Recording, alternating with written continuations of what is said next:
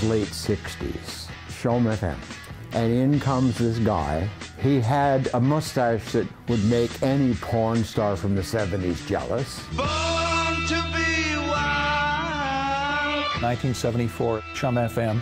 I arrived into a zoo of crazies. And in the midst of all these crazies was this eye of the hurricane, Don Shafer. And I hear, this is 104.5 Chum FM. Shafe in the box. Just this calm, cool, relaxed presence.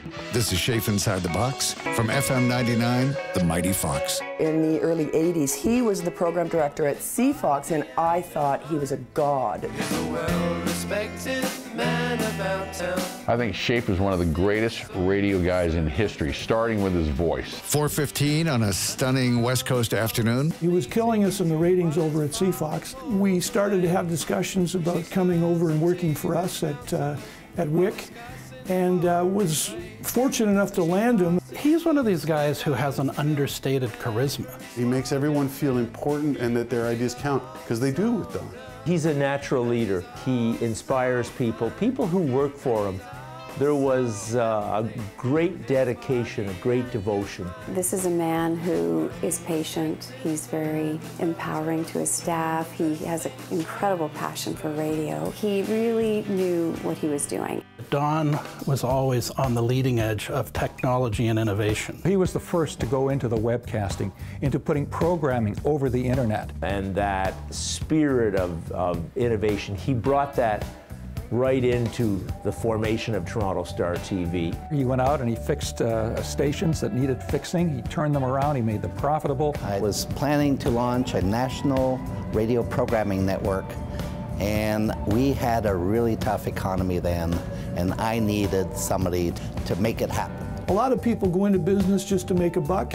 Don always wanted to make a difference. He's given so much back to the industry through his career. He always had a very clear idea of what radio meant to the local community. He knows that radio can be a force for good, and he's giving a voice to people who don't have as big a microphone as him.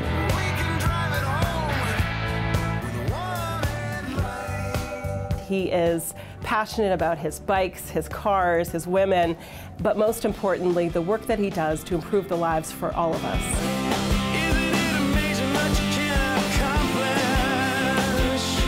He is very philanthropic. He gives so much of his time to charities. Don was and is a fantastic inspiration and resource for our organization. Don doesn't just work, he crusades.